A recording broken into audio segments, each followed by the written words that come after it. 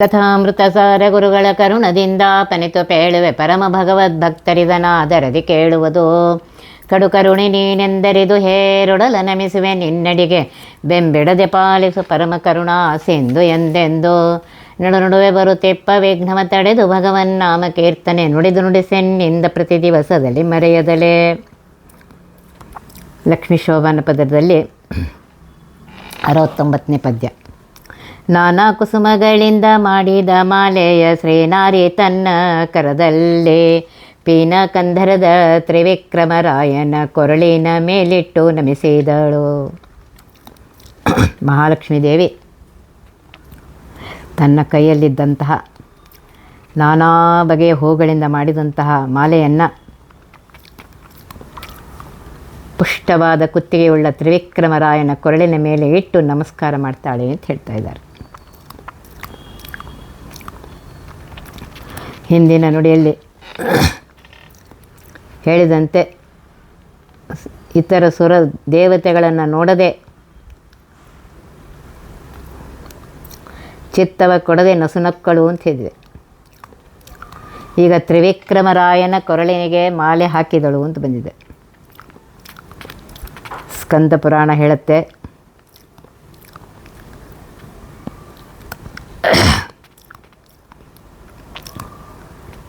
ಕಂಠೇ ಸಸರ್ಜ ಪುರುಷಸ್ಯ ಪರಸ್ಯ ವಿಷ್ಣೋರ್ಮಾಲಾಂ ಶ್ರಿಯಾ ವಿರಚಿತಾಂ ಭ್ರಮರೈರುಪೇತಾಂ.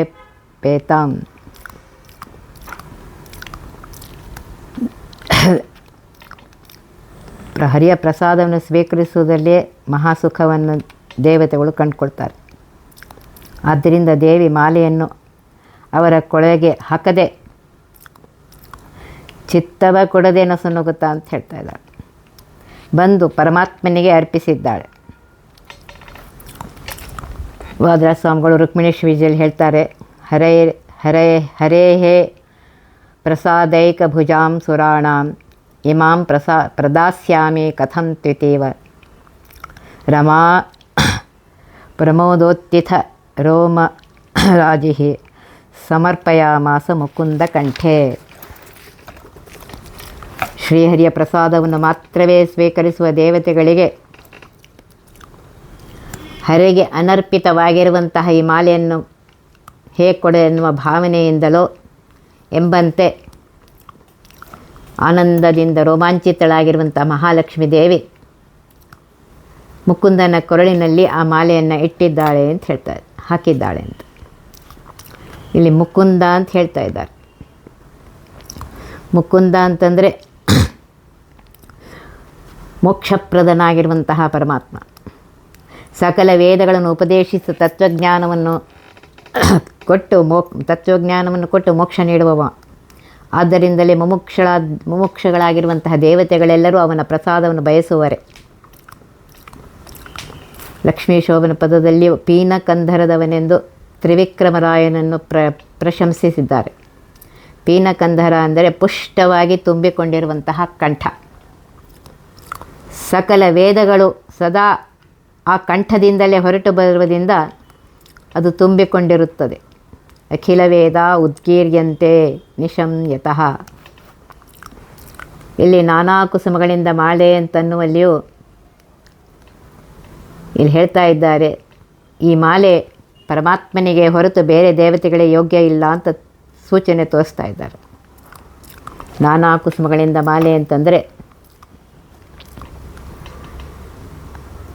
ಬೇರೆ ದೇವತೆಗಳ ಪೂಜೆಗೆ ನಿಷಿದ್ಧವಾದ ತುಳಸಿ, ಕೇದಿಗೆ ಮುಂತಾದ ಹೂಗಳು ಇದೆ. ಆದ್ದರಿಂದ ಇತರ ಯಾರ ದೇವತೆಗಳಿಗೂ ಈ ಮಾಲೆ ಯೋಗ್ಯವಲ್ಲ, ಪರಮಾತ್ಮನಿಗೆ ಮಾತ್ರ ಯೋಗ್ಯವಾಗಿದೆ ಅಂತ ಹೇಳಿ ಆ ಪರಮಾತ್ಮನ ಕೊರಳಿಗೆ ಆ ಮಾಲೆಯನ್ನು ಹಾಕ್ತಾ ಇದ್ದಾಳಂತೆ. ವಾದರಾಜ ಸ್ವಾಮಿಗಳು ರುಕ್ಮಿಣೀಶ್ ವಿಜಯಲ್ಲಿ ಹೇಳ್ತಾರೆ, ಆ ಮಾಲೆಯಲ್ಲಿ ಸಂಪಿಗೆ ಇದ್ದದರಿಂದ ಅದು ಬ್ರಹ್ಮನಿಗೆ ಪ್ರಿಯವಲ್ಲ, ಗರಿಕೆ ಇದ್ದದಿಂದ ದುರ್ಗೆಗೆ ಪ್ರಿಯವಲ್ಲ, ಕೇದಿಗೆ ಇದ್ದುದರಿಂದ ಶಿವನಿಗೆ ಪ್ರಿಯವಲ್ಲ, ಕಮಲವಿದ್ದುದರಿಂದ ಚಂದ್ರನಿಗೆ ಪ್ರಿಯವಲ್ಲ, ನೈದಿಲೆ ಇದ್ದುದರಿಂದ ಸೂರ್ಯನಿಗೂ ಇಷ್ಟವಿಲ್ಲ, ತುಳಸಿ ಇದ್ದುದರಿಂದ ಗಣೇಶನೂ ಅದನ್ನು ಅಲ್ಲ, ಹರಿಗೆ ಮಾತ್ರ ಅದು ಪ್ರಿಯವೆನಿಸಿ ಅವನಿಗೇ ಯೋಗ್ಯವೆನಿಸಿ ಶೋಭಿಸಿತು ಅಂತ ಹೇಳ್ತಾ ಇದ್ದಾರೆ. ಮತ್ತು ಹೇಳ್ತಾರೆ, ಸರ್ವಪುಷ್ಪೈರಪಿ ಹರಿಪೂಜಾಯಾಹ ಕರ್ತುಂ ಶಕ್ಯತ್ವಾತ್. ಎಲ್ಲ ಹೂಗಳಿಂದಲೂ ಹರಿಯ ಪೂಜೆ ಶಕ್ಯ. ಈ ಶ್ಲೋಕಗಳಲ್ಲಿ ಹೇಳ್ತಾರೆ, ನಿಷಿದ್ಧವಾದ ಪೂಜೆಗಳಿಂದ, ನಿಷಿದ್ಧವಾದ ಹೂಗಳಿಂದ ಪರಮಾತ್ಮನ ಪೂಜೆ ಮಾಡುವುದು ಮಹಾ ಅಪರಾಧ.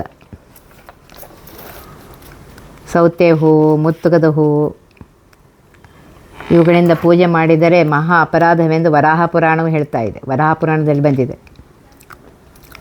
ಪದ್ಮಪುರಾಣದಲ್ಲಿ ಬಂದಿದೆ. ಬಾಗೆ, ಉಮ್ಮತ್ತಿ, ಬೆಟ್ಟ ಮಲ್ಲಿಗೆ, ಕೆಂಪು ಬೂರುಗ, ಎಕ್ಕೆ, ಬೆಟ್ಟ ಕಣಗಿಲೆ ಮತ್ತು ಅಕ್ಷತೆಗಳಿಂದ ವಿಷ್ಣುವನ್ನು ಪೂಜಿಸಲಾಗದೆಂದು ಪದ್ಮಪುರಾಣ ಉತ್ತರಾಖಂಡದಲ್ಲಿ ಬಂದಿದೆ.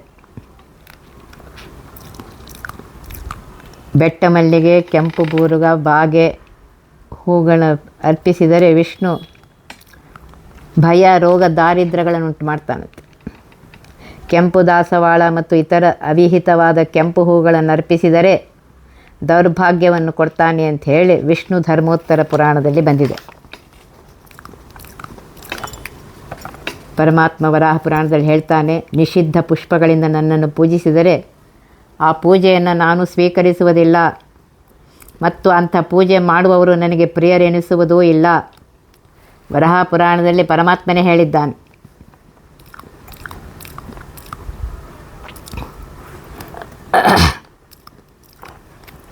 ಆದ್ದರಿಂದ ಆ ಹೂಗಳನ್ನು ಸರಿಯಾಗಿ ಏನು ಹೇಳಿದ್ದಾರೆ ಆ ರೀತಿಯಾಗಿ, ಮತ್ತು ಇನ್ನು ಹೂಗಳನ್ನು ಬಟ್ಟೆಯಲ್ಲಿ ತರಬಾರ್ದು, ಬೊಗಸೆಯಲ್ಲಿ ತರಬಾರ್ದು, ಗಿಡದಿಂದ ಕೆಳಗೆ ಉದುರಿ ಬಿದ್ದದ್ದಲ್ಲ, ಪರರಿಂದ ಬೇಡಿ ತರಬಾರ್ದು, ಇನ್ನೂ ಅರಳದೆ ಮೊಗ್ಗಾಗಿರುವುದನ್ನು ತರಬಾರ್ದು, ಬಣ್ಣಗೆಟ್ಟಿದ್ದರೆ ಅದು ಬಾರ್ದು, ಬೇರೆಯವರು ಮೂಸಿ ನೋಡಿದರೆ ಅದನ್ನು ತರಬಾರ್ದು, ಕಾಲಲ್ಲಿ ಬಿದ್ದದ್ದು ಇಲ್ಲ, ಸುವಾಸನೆ ಇಲ್ಲದ ಹೂವು ಪೂಜೆಗೆ ಬರೋದಿಲ್ಲ.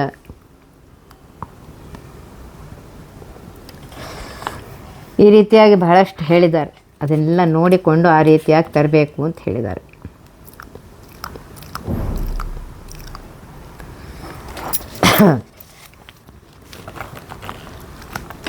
ಅರುಣೋದಯ ಕಾಲದಲ್ಲಿಯೇ ಪ್ರಾತಃ ಸ್ನಾನ ಮಾಡಬೇಕಾಗಿರುವುದರಿಂದ ಅದಕ್ಕಿಂತಲೂ ಮುಂಚೆ ಹೂವು ಬಿಡಿಸ್ಲಿಕ್ಕೆ ಆಗೋದಿಲ್ಲ. ಹೀಗೆ ಹೂವು ಬಿಡಿಸ್ಲಿಕ್ಕೆ ಅನೇಕ ನಿಯಮಗಳಿರುವಾಗ ಎಲ್ಲ ಪುಷ್ಪಗಳಿಂದ ಹಳಿ ಪೂಜೆ ಮಾಡೋ ಶಕ್ತವನ್ನು ಕಷ್ಟ. ಪತ್ರಂ ಪುಷ್ಪಂ ಫಲಂ ತೋಯಂ ಅಂಥೇಳಿ ಗೀತೆಯಲ್ಲಿ ಬಂದಿದೆ. ನಿಷಿದ್ಧವಾದ ಪತ್ರಪುಷ್ಪಾದಿಗಳನ್ನು ಪರಮಾತ್ಮನಿಗೆ ಸಮರ್ಪಿಸಬಾರ್ದು. ವರಾಹ ಪುರಾಣದಲ್ಲಿ ಹೇಳ್ತಾರೆ, ಅದೊಂದು ದೊಡ್ಡ ಮಹಾ ಅಪರಾಧ ಅಂಥೇಳಿ. ಆದ್ದರಿಂದ ಅದೆಲ್ಲ ಸರಿಯಾಗಿ ಗಮನಿಸಿಕೊಂಡು ಆ ಪರಮಾತ್ಮನ ಪೂಜೆಯನ್ನು ಮಾಡಬೇಕು ಅಂತ ಹೇಳ್ತಾರೆ.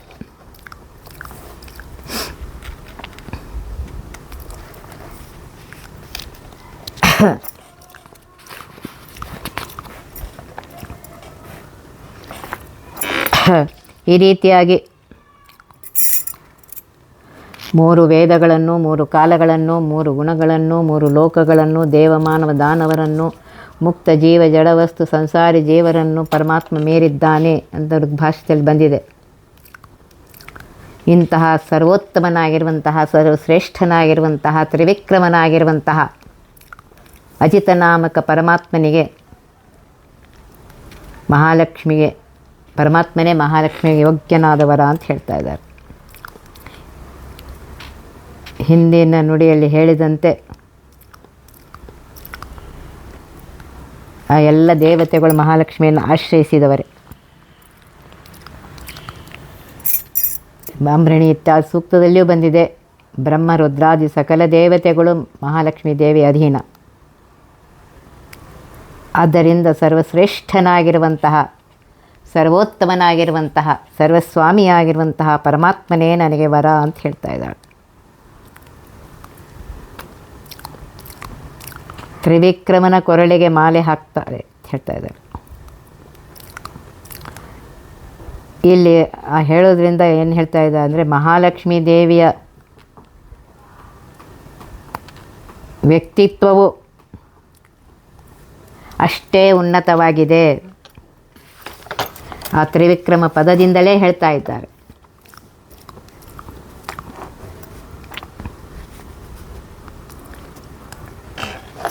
ಮಹಾಲಕ್ಷ್ಮೀ ದೇವಿ ಹೇಳ್ತಾರೆ, ನಾನು ಭೂಮಿ ಅಂತರಿಕ್ಷ ಮೀರಿ ಎಷ್ಟೇ ಎತ್ತರಕ್ಕೆ ಏರಿದ್ದರೂ ನನ್ನ ಮಹಿಮೆಗೆ ಮಿತಿಯುಂಟು, ಆದರೆ ಪರಮಾತ್ಮನ ಮಹಿಮೆಗೆ ಮಾತ್ರ ಮಿತಿ ಇಲ್ಲ ಅಂಥೇಳಿ ಬ್ರಹ್ಮರುದ್ರಾದಿಗಳಿಂದ ಕೋಟಿ ಕೋಟಿ ಪಾಲು ಮಿಗಿಲಾಗಿರುವಂತಹ ಆ ಪರಮಾತ್ಮನ ಮುಂದೆ ತಲೆಬಾಗಿ ಹೂ ಏರಿಸಿದ್ದಾಳಂತೆ. ಆ ಮಾಲೆಯಲ್ಲಿರುವಂಥ ಹೂಗಳೆಲ್ಲ ಮಹಾಲಕ್ಷ್ಮೀ ದೇವಿಯದೇ ಬೇರೆ ಬೇರೆ ರೂಪಗಳು. ಪರಮಾತ್ಮನ ವಿಹಾರೋದ್ಯಾನವೆಲ್ಲವೂ ಮಹಾಲಕ್ಷ್ಮೀ ದೇವಿಯ ರೂಪಗಳೇ. ಅಲ್ಲಿರುವ ಹೂವು ಹಣ್ಣುಗಳೆಲ್ಲ ಅವಳೇ ಆಗಿದ್ದಾಳೆ. ಸರ್ವಂ ಭಾಗ್ಯಂ ಮಮೈವ ಸ್ಯಾದಿತಿ ವಕ್ಷಸ್ಥಿತಾಪಿ ಸಾ ಕ್ರೀಡಾವನಂ ಭೂನ್ಮಂದ ವಾಯುಗಂಧಾದಿರಂಜಿತಂ ಮಲ್ಲಿಕಾ ಕೇತಕಿ ಜಾತಕಿ ಚಂಪಕಾ ಕುಸುಮಾನ್ವಿತಂ ಎಂದು ಆದಿತ್ಯ ಪುರಾಣ ವೆಂಕಟೇಶ ಮಹಾತ್ಮೆ ಇದನ್ನೇ ಹೇಳುತ್ತೆ. ಆದ್ದರಿಂದ ಮಹಾಲಕ್ಷ್ಮೀ ದೇವಿ ಹೂಮಾಲೆಯ ರೂಪದಿಂದ ತನ್ನನ್ನೇ ತಾನು ಹರಿಯ ಕೊರಳಿಗೆ ಅರ್ಪಿಸಿಕೊಂಡಿದ್ದಾಳೆ.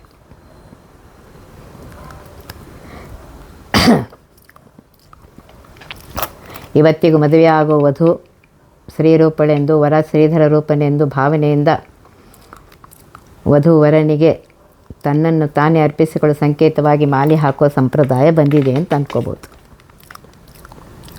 ಉಟ್ಟ ಪೊಂಬಟ್ಟೆಯು ತೊಟ್ಟಾಭರಣಗಳು ಇಟ್ಟ ನವರತ್ನದ ಮುಕುಟವು ದುಷ್ಟ ಮರ್ದನನೆಂಬ ಕಡೆಯ ಪೆಂಡೆಗಳ ಒಟ್ಟಿದ್ದ ಹರಿಗೆ ವಧುವಾದಳು. ಪರಮಾತ್ಮ ಜರತಾರಿ ಪೀತಾಂಬರವನ್ನು ಉಟ್ಕೊಂಡಿದ್ದಾನೆ, ರತ್ನಾಭರಣಗಳನ್ನು ಹಾಕಿಕೊಂಡಿದ್ದಾನೆ, ನವರತ್ನದ ಕಿರೀಟವನ್ನು ತಲೆಯ ಮೇಲಿಟ್ಟುಕೊಂಡಿದ್ದಾನೆ, ದುಷ್ಟ ಮರ್ದನೆಂಬ ಬಿರುದಿನ ಪೆಂಡೆಗಳನ್ನು ಧರಿಸಿದ್ದಾನೆ. ಅಂತಹ ಪರಮಾತ್ಮನಿಗೆ ಮಹಾಲಕ್ಷ್ಮೀ ದೇವಿ ವಧುವಾಗಿದ್ದಾಳೆ ಅಂತ ಹೇಳ್ತಾ ಇದ್ದಾರೆ.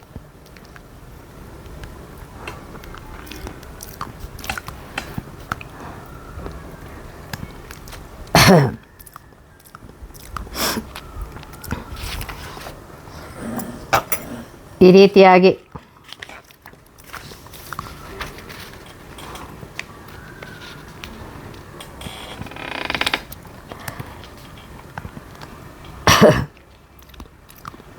ಪರಮಾತ್ಮ ಧರಿಸಿದ ಕೌಸ್ತುಭಕ್ಕೆ ಅಭಿಮಾನಿ ಬ್ರಹ್ಮ.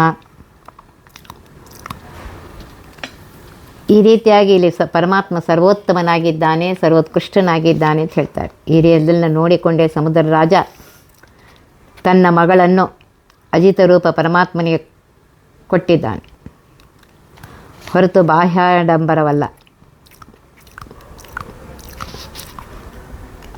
ಅಂಥೇಳಿ ಇಲ್ಲಿ ಹೇಳ್ತಾ ಇದ್ದಾರೆ.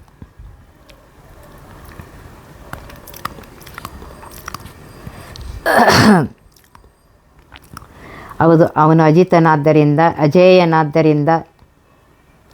ಅಜೇಯನಾಗಿ ನಿಂತು ಎಲ್ಲ ಕಾರ್ಯವನ್ನು ನಡೆಸಿಕೊಟ್ಟಿದ್ದಾನೆ. ಆದ್ದರಿಂದ ಸಮುದ್ರ ರಾಜ ಮಗಳನ್ನು ಅವನಿಗೆ ಕೊಟ್ಟ ಅಂತ ಹೇಳ್ತಾ ಇದ್ದಾರೆ. ಇದನ್ನೇ ಒಂದು ಸುಭಾಷಿತ ಹೇಳುತ್ತೆ, ಮಧುಭಿ ಮನ್ಮಥನಾಯಾಸೈರ್ ಲಾಶಿತ ವಿಶ್ಲಿಷ್ಯತೆ ಬಾಹುರ್ಭಿ ಲಕ್ಷ್ಮೀ ಸಮುದ್ರ ಮಥನದಂಥ ಕಷ್ಟ ಸಾಧ್ಯವಾದ ಕಾರ್ಯವನ್ನು ನಡೆಸಿಕೊಟ್ಟ ಬಾಹುಗಳಿಂದಲೇ ಪರಮಾತ್ಮ ಲಕ್ಷ್ಮಿಯನ್ನು ಆಲಂಗಿಸಿಕೊಂಡಿದ್ದಾನೆ ಅಂತ ಹೇಳ್ತಾ ಇದ್ದಾರೆ.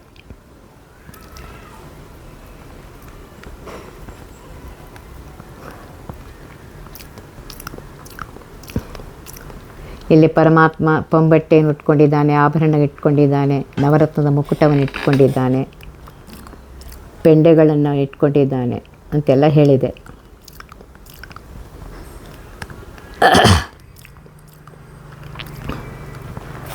ಇದರಿಂದ ಹೇಳ್ತಾನೆ, ಎಲ್ಲ ಪೀತಾಂಬರ ಆಭರಣಗಳು ಮಾವ ಅಳಿಯನ್ನು ಕೊಟ್ಟವುಗಳು, ಕಡೆಯ ಪೆಂಡೆಗಳು ಮಾತ್ರ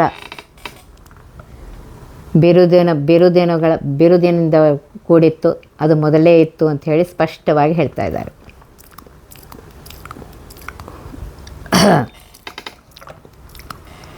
ಈ ರೀತಿಯಾಗಿ ಪರಮಾತ್ಮನಿಗೆ ಚೆನ್ನಾಗಿ ಅಲಂಕೃತಳಾಗಿರುವಂತಹ ಕನ್ಯೆಯನ್ನು ದಾನ ಮಾಡಿದ್ದಾನೆ.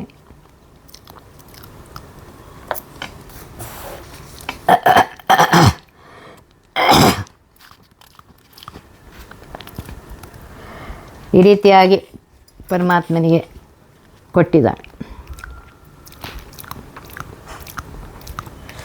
ಮತ್ತು ಹೇಳ್ತಾ ಇದ್ದಾರೆ, ಕೃಷ್ಣನ ಕಡೆಯವರೊಂದು ಮಾತು ಹೇಳ್ತಾರೆ, ನಾ ಪಾರಿವಹಂ ಸವರ್ ವೃಣೋತಿ ಪೂರ್ಣ ಸುಖ ಪರಂ ಕಾಂಕ್ಷತಿ ತತ್ಕಟಾಕ್ಷಂ. ನಮ್ಮ ಕೃಷ್ಣ ವರದಕ್ಷಿಣೆ ಏನೂ ಕೇಳೋದಿಲ್ಲ, ವಧುವಿನ ಕಡೆಗಣ್ಣ ನೋಟದಲ್ಲಿಯೇ ಪೂರ್ಣ ಸುಖ ಕಂಡುಕೊಳ್ಳುವನಾತ, ಅದೊಂದನ್ನೇ ಬಯಸುತ್ತಾನೆ ಅಂತ ಹೇಳ್ತಾರೆ.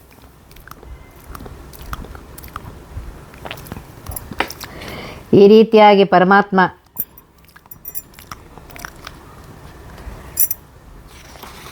ಕನ್ಯಾದಾನ ಶಾಸ್ತ್ರೀಯವಾಗಿರಬೇಕು ಅಂಥೇಳಿ ಆ ರೀತಿಯಾಗಿ ಮಾಡಿದ್ದಾನೆ. ಕನ್ಯಾದಾನದ ಮಹತ್ವವನ್ನು ಅರಿತುಕೊಂಡು ದಾಂಪತ್ಯ ಜೀವನದ ಪವಿತ್ರ ಉದ್ದೇಶಗಳನ್ನು ಅರಿತು ಧಾರ್ಮಿಕ ಪ್ರಜ್ಞೆಯಿಂದ ವಿವಾಹ ಮಾಡಿದರೆ ಆ ವಿವಾಹ ಯಶಸ್ವಿಯಾಗತ್ತೆ ಅಂತ ಹೇಳಿ ತೋರಿಸ್ತಾ ಇದ್ದಾರೆ.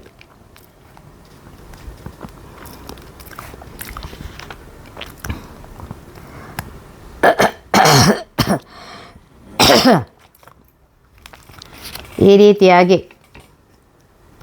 ವಾದಿರಾಜ ಸ್ವಾಮಿಗಳು ಹೇಳ್ತಾ ಇದ್ದಾರೆ, ಹಿರಿಯರ ಆಶೀರ್ವಾದದೊಂದಿಗೆ ಶಾಸ್ತ್ರಾನುಸಾರ ವಿವಾಹ ನಡೆಯಬೇಕು.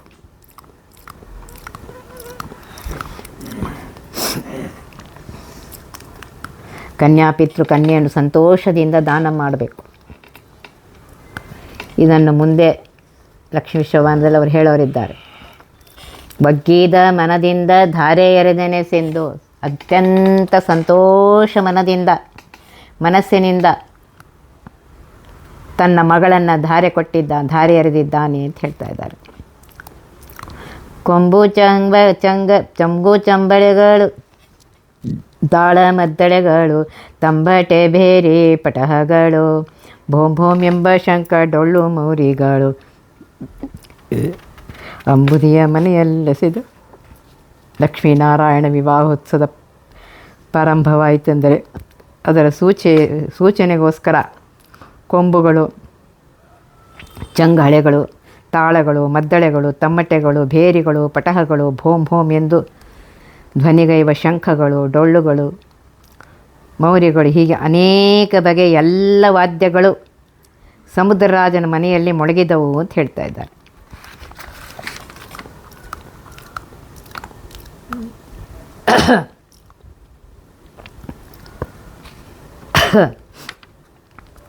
ಈ ರೀತಿಯಾಗಿ ಎಲ್ಲ ವಾದ್ಯಗಳು ಬಂತು. ಅಲ್ಲೇ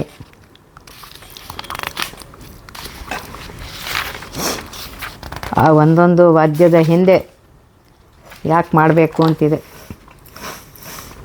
ಶಂಖ ಇಲ್ಲದ ಪೂಜೆಯನ್ನು ಪರಮಾತ್ಮ ಬೇಡ ಅಂತ ಹೇಳ್ತಾನೆ. ಶಂಖ ಅಶುಭ ಪರಿಹಾರ ಮಾಡುತ್ತದೆ. ಅದು ಶ್ರೀಕೃಷ್ಣನಿಗೆ ಅತ್ಯಂತ ಪ್ರಿಯವಾಗಿದೆ. ಶ್ರೀಕೃಷ್ಣ ಬೆಳಗ್ಗೆ ಎದ್ದು ದನ ಮೇಯಿಸ್ಲಿಕ್ಕೆ ಹೋಗುವಾಗ ಆ ಕೊಂಬಿನ ಧ್ವನಿ, ಮಧುರ ಧ್ವನಿ ಮಾಡಿ ಗೆಳೆಯರಿಗೆ ನಾನು ಹೊರಟಿದ್ದೇನೆ ಅಂತ ಸೂಚನೆ ಮಾಡ್ತಾ ಇದ್ದಂತೆ.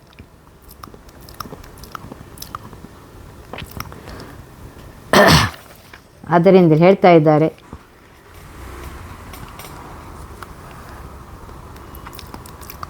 ಈ ರೀತಿಯಾಗಿ ಎಲ್ಲ ವಾದ್ಯಗಳ ಹೇಳುವ ಮೂಲಕ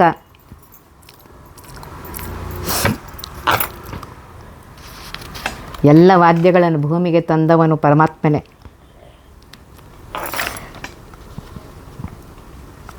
ಆದ್ದರಿಂದ ಪರಮಾತ್ಮನಿಗೆ ಷೋಡಶೋಪಚಾರ ಪೂಜೆಯ ಕೊನೆಯಲ್ಲಿ ರಾಜೋಪಚಾರಗಳ ನಡುವೆ ಸರ್ವವಾದ್ಯ ಸಮರ್ಪಣೆಯೂ ಸೇರಿದೆ. ಎಲ್ಲ ವಾದ್ಯಗಳು ಸಮರ್ಪಣೆ ಮಾಡಲಿಕ್ಕಾಗದೇ ಇದ್ದರೆ ಘಂಟಾವಾದನವು ವಿಹಿತವಾಗಿದೆ. ಘಂಟೆ ಇಲ್ಲದ ಪೂಜೆ ಪರಮಾತ್ಮವಲ್ಲನೋ ಅಂತ ಹೇಳ್ತಾ ಇದ್ದಾರೆ. ಘಂಟಾ ಭವೇದ ಶಕ್ತಸ್ಯ ಸರ್ವವಾದ್ಯಮಯೋ ಯತಃ. ಎಲ್ಲ ವಾದ್ಯಗಳು ಮಂಗಳಕರವಾಗಿರಲು ಕಾರಣವೇನೆಂದರೆ ಅವು ಶ್ರೀಹರಿಯ ಗುಣಗಾನಗಳನ್ನೇ ಮಾಡುತ್ತವೆ. ಅವು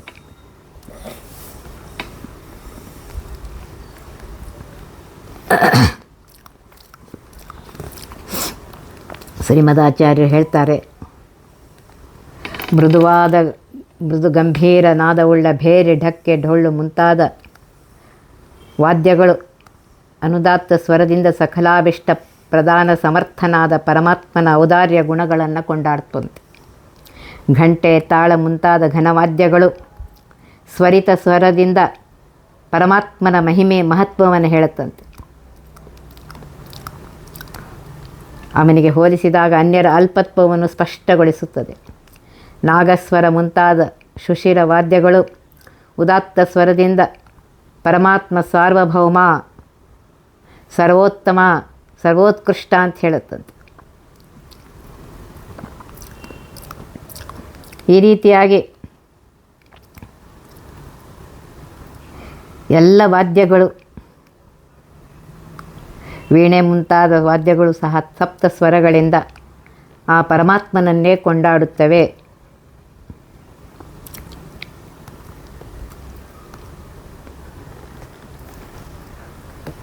ಆದ್ದರಿಂದ ಇಲ್ಲಿ ಹೇಳ್ತಾ ಇದ್ದಾರೆ, ವಾದ್ಯಗಳು ಯಾಕೆ ಅಂದರೆ ದೇವತೆಗಳು ಬರಲಿ, ರಾಕ್ಷಸರೆಲ್ಲ ಹೊರಟೋಗಲಿ, ಆ ಉದ್ದೇಶದಿಂದಲೇ ಘಂಟಾವಾದನ ಮಾಡುವಂತೆ ಇದು. ಈ ರೀತಿಯಾಗಿ ಎಲ್ಲ ವಾದ್ಯಗಳನ್ನು ಆಡುವುದಲ್ಲದೆ ಇನ್ನು ಮುಂದಿನ ನುಡಿಯಲ್ಲಿ ಹೇಳ್ತಾರೆ, ನೃತ್ಯ ಗೀತ್ಯ ವಾದ್ಯಗಳೆಲ್ಲವೂ ಅಲ್ಲಿ ನಡೀತಾ ಇವೆ ಅಂತ ಹೇಳ್ತಾ ಇದ್ದಾರೆ. ಆ ವಿವರಣೆಯನ್ನು ಮುಂದಿನ ಪ್ರವಚನದಲ್ಲಿ ನೋಡೋಣಂತೆ. ಒತ್ತಿವಹ ವಿಘ್ನಗಳ ಕಳೆದಪ ಮೃತ್ಯುವಿಗೆ ಮೆರೆ ಮಾಡಿ ಕಾಲನ ದೂತರಿಗೆ ಭೀಕರವ ಪೊಟ್ಟಿಸಿ ಸಕಲ ಸಿದ್ಧಿಗಳ ಒತ್ತಿಗೊಳ್ಳಿಸಿವನರು ಹೇಕ್ಷಣ ನೃತ್ಯ ಮಾಡುವರವರ ಮನೆಯೊಳು ನಿತ್ಯಮಂಗಳ ಹರಿಕಥಾಮೃತ ಸಾರ ಪಠಿಸುವರ.